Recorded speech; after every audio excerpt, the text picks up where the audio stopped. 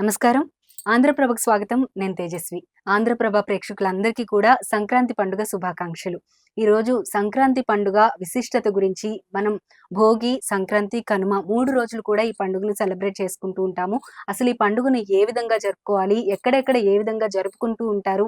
ఇవన్నీ కూడా విశేషాలను మనకు తెలియజేయడం కోసం మనతో పాటు ఉన్నారు సనాతన ధర్మ శిక్షణా సమితి వ్యవస్థాపక అధ్యక్షులు శ్రీ పాలకుర్తి సాకేత రామశర్మ గురువుగారితో మాట్లాడదాము. నమస్కారం గురువుగారు. నమస్కారం తేజస్వి. గురువుగారు, సంక్రాంతి పండుగతో పాటు మనం కనుమ పండుగ చేసుకుంటాము మూడో రోజు. ఈ సంక్రాంతి భోగి, సంక్రాంతి, కనుమ ఈ టైంలో ఏంటంటే మళ్ళీ కొత్తగా పెళ్ళైన జంట కూతురు, అల్లుడు కొత్తల్లుడు ఇంటికొస్తారు. వాళ్ళతో జరిపించవలసిన కొన్ని కార్యక్రమాలు, పూజా కార్యక్రమాలు అవి కూడా ఉంటూ ఉంటాయి కదా! అసలవి ఏం చేస్తారు? ఎలా చేస్తారు? అంటే సంక్రాంతికి అల్లుడు కూతురు రావడం అనేది ఆంధ్ర ప్రాంతంలో ఎక్కువ జరుగుతుంది. తెలంగాణ ప్రాంతంలో దసరాకి ప్రాధాన్యత ఇస్తారు. ఓకే. సరే, ఏదైనా గాని వాళ్ళు ఆప్యాయతో పిలుచుకున్నప్పుడు ఏ పండగైనా రావచ్చు, ఏ పండగ రోజైనా గాని ఏమైనా ఏంటిది ఈ మర్యాదలు చేసుకోవచ్చు.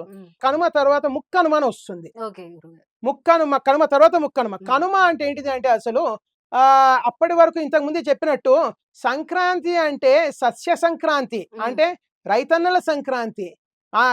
రైతే రాజు. మన అందరి కడుపులు నింపేది రైతే. మన కడుపు నిండుతున్నందుకు మనం పండుగ చేసుకోవాలి. కడుపు నింపుతున్నందుకు ఆయనకు పండుగ చేయాలి. ఆయన పండుగ చేసుకోవాలి. ఇంకా చెప్పాలంటే రైతుని బాగా కొలవాలి మనం అందరం కూడా. కనుమ రోజు ఏం చేయడం జరుగుతుంది అంటే ఆ పొలాన్ని దున్నడానికి అప్పటి వరకు జంతువులు అవసరమైనవి, అంటే ఎద్దులు అవసరమైనవి. అంటే ఆ ఎద్దులు తనకు ఇంత ఉపకారం చేశాయి, ఆ పంట రావడానికి ఆ ఎద్దులు కారణం కాబట్టి ఎద్దులకు కృతజ్ఞత చూపెట్టాలి. అంటే ప్రతి ఒక్క జీవిలోనూ పరమాత్ముడు ఉంటారు, ఏ జీవి తక్కువ కాదు అని చెప్పడానికి ఇక్కడ కూడా మనం ఒక సంకేతార్థం మనం తీసుకోవచ్చు. ఆ ఎద్దులకు ఇంత పసుపు కుంకుమ పూసేసి దాని తోకకు ఇంత పసుపు కుంకుమ పూసేసి ఆ తోకతో తల మీద కొట్టుకోవడం జరుగుతుంది. ఆవులే తల మీద కొట్టుకొని ఆ తోకలో ముక్కోటి దేవతలు ఉంటారు అని ఒక ప్రతీతి. ఆ భావన ఉంటారో లేదో తర్వాత విషయం, ఆ భావన ఎంత చక్కగా ఉన్నది. అది ఆ భావనలో అనేది ఖచ్చితంగా ఉంటారు. ఆ తోకలో ఉంటారో లేదో తర్వాత విషయం కానివ్వండి, ఆ తోకలో ఉంటారన్న భావనలో మాత్రం ఖచ్చితంగా ముక్కోటి దేవతలు ఉంటారు. ముక్కోటి దేవతలు అంటే అందరూ దైవీతత్వం గల వాళ్ళే, రాక్షసత్వం ఎక్కడ లేదు. ఇంతమంది దైవీతత్వం గల వాళ్ళు, సానుకూల దృక్పథం గల దేవతలే కనుక మనసులోకి వెళ్ళి కూర్చున్నారు అనుకోండి, కల్మషాలు ఎక్కడుంటాయి? మానసిక కల్మషాలు, మానసిక రుగ్మతలు ఇవన్నీ కూడా ఏమీ ఉండవు. అందుకే ఆ రోజు పాలు ఇచ్చే ఆవులను కొలుస్తారు. అంటే ఏవైతే జంతువులు మన జీవనానికి ఉపయోగపడ్డాయో ఆ జంతువులకు కృతజ్ఞతాపూర్వకంగా, భక్తిపూర్వకంగా ధన్యవాదాలు చెప్పుకోవడం. ఆ ధన్యవాదాలు చెప్పుకునే ప్రక్రియను ఏ రకంగా వాళ్ళు ప్రదర్శించుకుంటారంటే పూజా రూపంలో ప్రదర్శించుకుంటారు. అందుకే కాళ్ళకు కూడా పసుపు కుంకుమలు రాస్తారు. ఇంకా అందులో కొన్ని ఆవులు కనుక ఉన్నాయనుకోండి, వాటి 2 కాళ్ళ మధ్యలో నుంచి దాటి వెళ్ళడం కూడా జరుగుతుంది. ఇదంతా కూడా ఏదో భావన, ఏంటిది ఆ జంతువు పట్ల ఒక మమకార భావన. అందుకే ఇదివరకు ఆవులను కూడా కుటుంబ సభ్యులని చూసేవాళ్ళు. ఇప్పుడు 4 తల్లిదండ్రులు 2 పిల్లలు అనుకోండి, మీ కుటుంబ సభ్యులు ఎంతమంది అంటే ఆ ఇంట్లో 2 ఆవులు కనుక ఉన్నట్టయితే ఆవులను కూడా కలుపుకొని మేము 6 కుటుంబ సభ్యులం అని చెప్పేవాళ్ళు. అంటే అటువంటి రోజులు ఉండేవి. ఈ కనుమని ఈ రకంగా జరుపుకోవడం జరుగుతుంది. కనుమ అనేది ప్రత్యేకంగా ఏవైతే జంతువులు మనకు ఉపయోగకరంగా ఉన్నాయో అటువంటి జంతువులు, పులిని తీసుకొచ్చి మనం పసుపు కుంకుమ పూస్తా అంటే పులి అనేది మనకు ఉపయోగపడుతుందేమో, పరోక్షంగా ఉపయోగపడుతుంది, ప్రత్యక్షంగా ఉపయోగపడదు. నేరుగా పొలంలో దింపి ఏ జంతువులనైతే మనము వాడుకున్నామో ఆ జంతువులకు మనం కృతజ్ఞత చూపెట్టి మీరు కూడా మన దృష్టిలో ఉన్నారు, ధన్యవాదాలు అని ఆ జంతువుకు తెలియకపోవచ్చు ఈ ప్రక్రియ అంతా కూడా.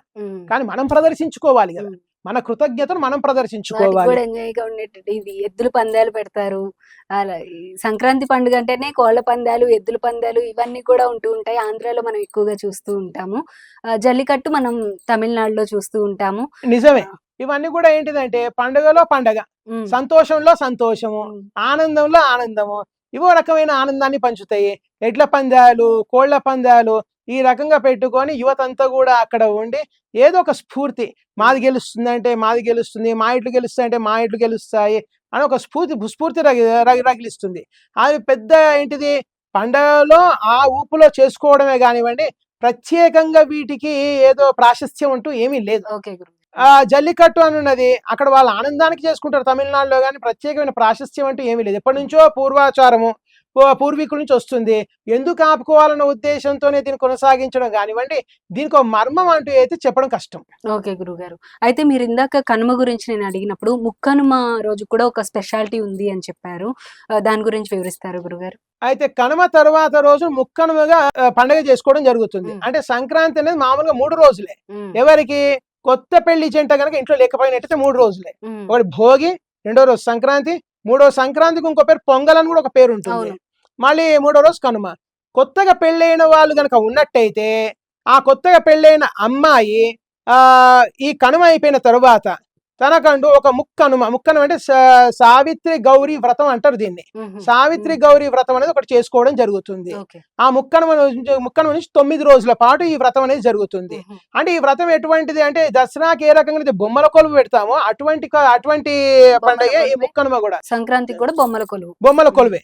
ఇక్కడ బొమ్మల కొలువు 9 రోజుల పాటు బొమ్మల్ని కొలుచుకోవడము, దాని తర్వాత అమ్మవారికి ఇంత పూజ చేసుకోవడము, పూజ చేసుకుని 9 రోజుల పాటు పెట్టిన ఈ నైవేద్యాలను ఆరగించడము, మళ్ళీ చివరికి 9 రోజులు ఆఖరి రోజు 9 రోజులు అయిన తర్వాత ఆఖరి రోజు ఏవైతే బొమ్మలు అయితే మట్టి బొమ్మలు, ఇవి ప్లాస్టిక్ బొమ్మలు ఇటువంటి బొమ్మలు తీసుకొచ్చి పెట్టుకోవడం కాదు, అన్ని మట్టి బొమ్మలు ఉండాలి. అంటే ప్రకృతితో మమేకమై ఉండాలి. అందరం కూడా మట్టి బొమ్మలమే మనం అందరం కూడా. చివరికి ఏం చేస్తారు? పోయి నిమజ్జనం చేస్తారు. ఆ మట్టి బొమ్మలు ఏ రకంగానైతే ఉండవు, ఒక తాత్విక అర్థం దీంట్లో ఉన్నది. మట్టి బొమ్మలు ఏ రకంగానైతే నిత్యము ఉండవో, వాటిని ఎట్లా నిమజ్జనం చేస్తున్నామో ఈ రోజుండి రేపు పోతాయో, ఆ రకంగానే మనం కూడా ఈ రోజుండి రేపు పోయే వాళ్ళము అనే ఒక తాత్వికార్థంతో మనసుల్ని సంసిద్ధం చేయడం, మనం ఒకపైనా కానీ ఇంకా ఎటువంటి సందర్భాలు ఏమైనా వచ్చినా కానీ మన మనసును దృఢపరచడము ఈ పండుగల యొక్క ఉద్దేశము. అందులో కొత్తగా పెళ్ళైన ఆడపిల్లకి ఇటువంటి సందేశం ఇవ్వాల్సిన అవసరం లేదు. కానీ బాంధవ్యాలు ఎలా ఉంటాయి బొమ్మల రూపంలో, ఇగో అమ్మ నాన్న వీళ్ళు పిల్లలు, ఈ బాబాయి, మళ్ళీ ఇవి ఇంటికి ఇది కావాలి అంటే వాటన్నిటి కూడా ఒక ఇంటి వ్యవస్థను, ఒక గృహ వ్యవస్థను బొమ్మల రూపంలో అక్కడ ఏర్పాటు చేసుకొని అక్కడ బాంధవ్యాలు ఏ రకంగా ఉంటాయి, భావోద్వేగాలు ఏ రకంగా ఉంటాయి, ఆ బొమ్మల రూపంలో కొంచెం విద్యను మనం అందుకోవడం జరుగుతుంది. ఇంకా అందులో పూజిస్తున్నాం కాబట్టి భగవంతుడి మీద కూడా దృష్టి కేంద్రీకరిస్తున్నాము అని అంటే ఆ దైవ భక్తి కూడా పెంపొందుతుంది. అంటే ఇదన్నీ కూడా ఎందుకు? ఈ నోములైనా వ్రతాలైనా కానీ మనకు తెలియని అద్భుతమైన శక్తి ప్రకృతిలో ఉన్నది. రేపు మంచి అయినా చెడైనా కానీ నేను ఈ జీవితంలో కొనసాగాలంటే నిత్యం ఆ శక్తి మీద ఆధారపడే నేను జీవితాన్ని కొనసాగిస్తాను. ఏది కూడా నేను నా మనసుకు అతిగా తీసుకోకుండా అతి సరళంగా జీవనం గడపడానికి ఒక సందేశాన్ని మనకి ఇచ్చి మనలో ఆత్మబలాన్ని పెంచుతాయి. ఇవన్నీ కూడా దీనికోసమే ఈ పండుగలైనా కానీ, ప్రకృతిని తెలపడానికి పండుగలైనా కానివ్వండి, మనలో ఆత్మబలాన్ని పెంచడానికి ఈ పండుగలైనా కానివ్వండి, బాంధవ్యాలను బలోపేతం చేయడానికి, మన భావోద్వేగాలను బలోపేతం చేయడానికి కూడా ఈ పండుగలు. ఓకే.